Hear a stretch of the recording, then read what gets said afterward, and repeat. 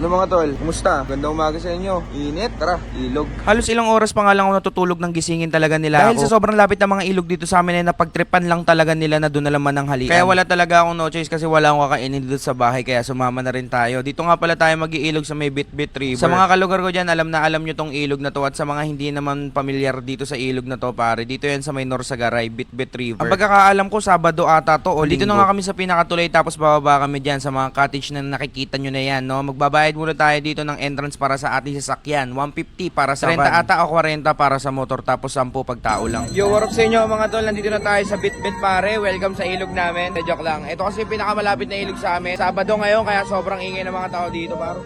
Mas busy tong Bitbit kapag Sabado, Linggo, Biyernes. Pero kapag Lunes hanggang Huwebes or Biyernes, walang ganong tao. Kaya doon mas masarap maligo dito. Kung maliligo naman kayo dito ng mga Biyernes, Sabado, Linggo, pare, agahan nyo para makahanap kayo ng gusto nyong cottage o magandang pwesto. Pagdating, inasikaso ko na agad yung iihawin naming liempo. Medyo marami kasi yung liempo naming iihawin tapos may kasunod pa yung hotdog kaya kinilusan ko na agad to. Nang sa ganun maaga kami makapananghalian. Araw nga pala ng Sabado ngayon kaya napakaraming tao. Patagal ng patagal parami ng nagpupuntahan. Kaliwat kanan talaga yung mga speaker kaya hindi na talaga magarinigan par. Pero ayos lang mga pare, mas masaya nga yun pag mas marami. Tapos sinuto ko pa nga dito yung liempo na nasunog kasi nga grabe yung uling, no? Ang lakas magbaga, ang ganda ng uling na to. Ito yung mga uling na nilalagay sa mga kalandi uling pare, yung pinagsasaingan tsaka pinaglulutuan ng mga ulam. Sinabay na nga rin pala natin dito yung mga para mamaya, no, magchichill na lang tayo at mag-aantay na lang mananghalian. Ito nga pala yung cottage namin, walang mga saksakan to, tanging sarili mo lang talaga yung dadalhin. Tapos sa kabilang ihawan nga pala ay may nagluluto dito ng bulalo. Grabe naman talaga yung baon namin, talagang pang malakasan kahit sobrang lapit lang namin dito. Wala mahilig talaga magluto si Ermat pati yung mga kapatid niya, yung mga chewing ko. Tapos dito naman ay inihiwa na, ginugupit-gupit na yung liempo na inihaw natin kanina. Tapos iniihaw na rin yung mga hotdog. Ganyan-ganyan lang yan pero nakalimutan tanggalin yung ibang mga plastic ng hotdog. Chinek na rin natin yung pinapakuluan ditong bulalo. Bulalo ba to nilaga? Basta ang mahalaga lang talaga dyan ay naluto namin siya sa uling par. Kita mo naman napakabisa talaga. Pag gutom na gutom talaga, wala ka na talagang ibang magagawa kundi diskarte na lang talaga yung kakainin mo Ina-assemble na nga pala dito yung ensaladang talong par.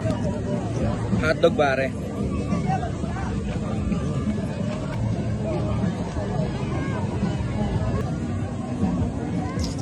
At yung inihaw natin na liempo tol.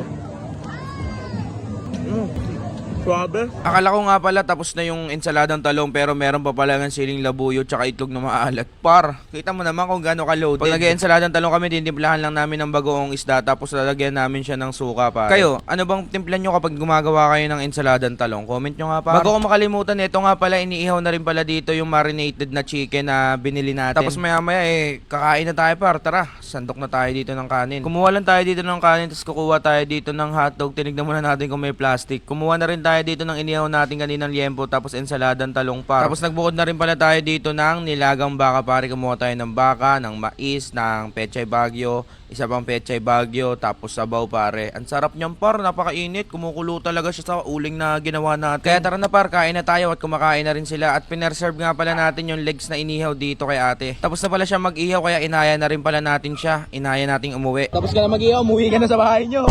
Bale, ito nga pala yung food trip natin ngayon par. Tapos ito yung point of view natin at ito yung pinaka-view natin dito habang kumakain par. Ang sarap mabuhay, ang buhay balanse lang. Kain tayo mga tol, ang ingay dito kaya sumisigaw na tayo par. Sakmal tayo. Amen. Sakmal pare. Meron tayo ditong liempo, chicken barbecue, saladang talong, hotdog, tsaka bulalo. Tara par, sakmal.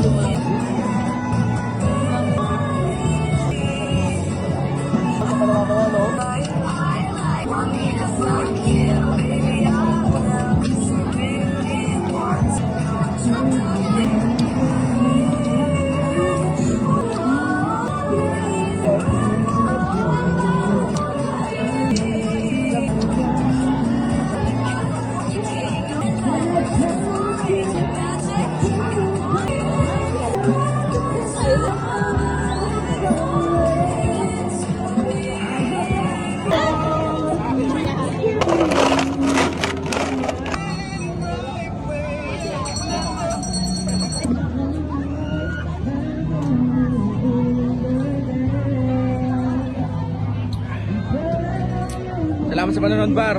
Yun lang. Sakmal.